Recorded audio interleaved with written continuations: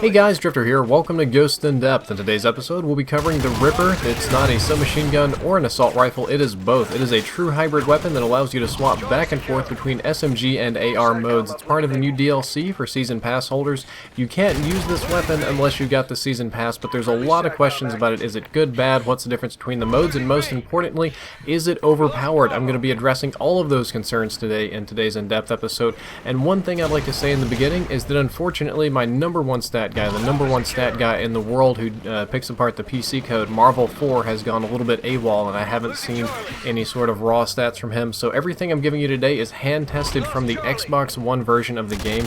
So far, no guns have varied between Xbox One, PlayStation 3, 4, 360, and PC, but these are all hand tested by me. Now let's talk about the damage. It is a medium damage weapon, killing in between 3 and 5 shots depending on your range from the enemy. I do not have the raw numbers yet, but judging from behavior, I'm going to guess that it'll deal 40 up close and probably 20 at a distance, maybe 24, not entirely sure, but it is 3 to 5 shots to kill depending on your range. And most importantly, there is no change between the submachine gun and assault rifle modes. Yes, the submachine gun mode does not do any less damage than the assault rifle mode, and it won't cause you to have more shots to kill, though there is a range variable. It will kill in between 2 and 3 headshots depending on your range. 3 headshots at long range is actually a little bit strong for weapons, so I'm assuming it might have a 1.5x 6x headshot multiplier, which is very good, so it will kill very quickly with headshots. I did a lot of testing and I found that the Ripper gets approximately double range when assault rifle mode. When you swap over to the assault rifle mode, the range is essentially doubled. When it's in submachine gun mode, it has a very similar range to the Bison submachine gun, and when you put it in assault rifle mode, it has a very similar range to the SA-805, which is actually one of the better ranged weapons, and I would say that it makes a strong competitor for an assault rifle, if not for some other things, which we're going to talk in a little bit. But one thing that I wanted to show you right now in the live commentary are these exact ranges. A lot of times you don't like meters and more figurative things, so I'm going to show you the exact 3-shot kill range, and this is it, give or take maybe 1 foot. This is the maximum 3-shot kill range of the SMG. I'm going to shoot J-Hub until he's dead there. Then I'm going to reload. We're going to swap it over to assault rifle mode, and we're going to swap over to a different clip. I'm going to show you just how much range you get. This is the maximum 3-shot kill range in assault rifle mode, and as you can see, it is much further away. It's approximately double, so swapping it over to the assault rifle mode, you do get a lot of extra range. Rate of fire is a somewhat complicated thing because we have 2 rates of fire depending on the modes. Yes, the rate of fire does change depending on the mode, and rapid fire does some strange things to this weapon. We've talked a lot about frame rounding or whatever, so I got these numbers exactly from the game, and these are using more common numbers and especially closer to the frame rounding.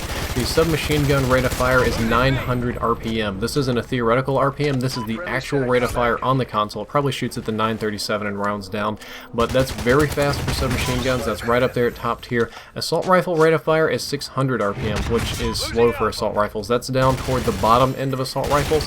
And the interesting thing that I found is that when you put rapid fire on this weapon, the submachine gun rate of fire is completely unaffected, but the assault rifle rate of fire goes up considerably. So rapid fire on the Ripper is useless on the submachine gun portion of the game. I didn't believe it either. I took into the placebo effect. I thought it was great. I used it for a long time.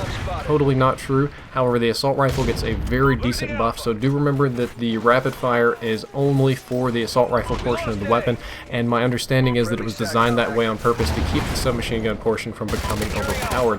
When it comes to time to kill, the time to kill is fast for a submachine gun. It does pretty good damage. It kills in 3 shots up close, 4 or 5 at ranges. You know, that's good for a submachine gun, and it shoots fast. The submachine gun part of the Ripper will kill fast. The assault rifle part of the Ripper will kill somewhat more on an average to slow. I'm not going to quite put it slow. It's really more middle of the pack for assault rifles, so the AR part of the Ripper has an average time to kill. When it comes to recoil, it's low to medium for both. I would say that the submachine gun has low recoil and the assault rifle has low to medium recoil. Now technically the assault rifle has lower recoil than the submachine gun, so you would think I'm crazy, but I'm comparing the assault rifle mode to other assault rifles. One thing that's important to note about this is that the recoil is random and not precise. A precise recoil pattern is one that will kick up and to the right. right every time. Some guns have a very precise pattern and you can correct for them very easily. This is a random one. It's more of a big circular or ovular pattern. It's going to drift randomly left, right, up, and down with no particular pattern, so it's much harder to correct for, but overall you'll find that the recoil is low. And again, the assault rifle mode has less recoil than the SMG mode, not only in that it shoots slower and it's easier to control, but it literally has less recoil. So if you really need accurate shots, if you're running low on bullets, if you need to hit somebody at long range, and aside from the range, but if you're playing hardcore it won't matter as much, the assault rifle mode has less recoil. Another important accuracy component is idle sway. Both have very high idle sway. The idle sway delay, or when you aim down sights immediately it won't begin to sway, you get just about a second of delay, is a little bit on the long side, but they have a lot of idle sway. The Ripper has, especially on the assault rifle, more than the submachine gun, because on the submachine gun, your close range, it doesn't matter. You'll find that your sight bobs left, right, up, and down when your character breathes more than most of the other assault rifles, and that can become very frustrating. However, we're going to move into some more key components about this weapon that really distinguishes it from the pack. Number one is that it has SMG hipfire accuracy in both modes. This is critical. It has submachine gun hipfire accuracy when it's in submachine gun mode, and when you swap it over to assault rifle mode, it retains the submachine gun hipfire accuracy. That means that it is an excellent hipfire weapon. That's why I run steady aim on it. We're going to get to the class build in a little bit, but that is a critical component of this weapon, is that it is an excellent hipfire weapon. The aim down sights time is somewhat in between submachine guns and assault rifles at 0.23 seconds. SMGs in this game normally do 0.2 or 200 milliseconds, and assault rifles 0.3 or 300 milliseconds. This one is a little bit slower than most submachine guns, but it's closer to an SMG than an assault rifle, and it does aim down sights very quickly, which means I don't really need quick draw, and that's a very critical thing.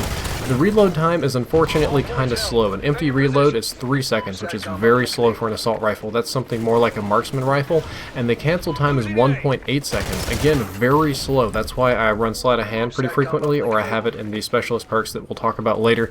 So do keep in mind that if you run out of bullets, you're going to be in a pickle reloading, but it does have quite a few bullets. Standard magazine size is 32, which would be high for an assault rifle, but low for a submachine gun.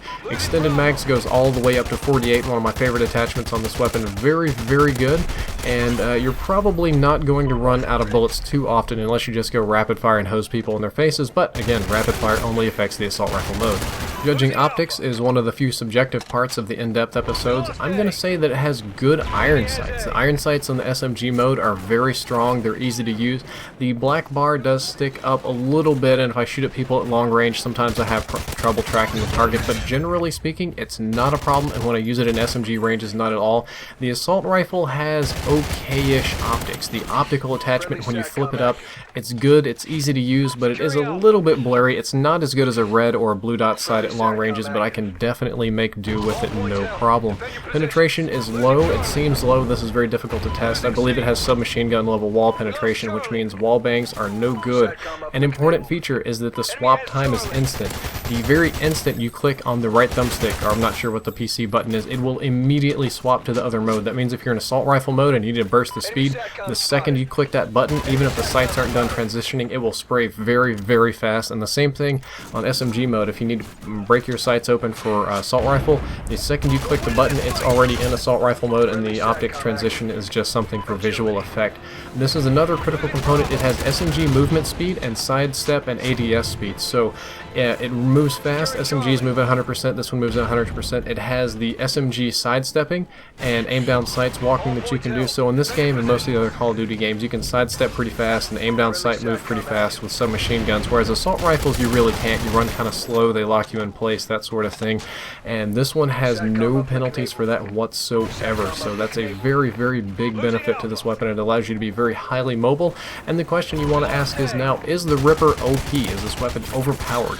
No, but just barely no. It is a top tier weapon. This is a very good weapon. This is not a joke weapon. This, a lot of the last DLC weapons have been a little bit of poopy.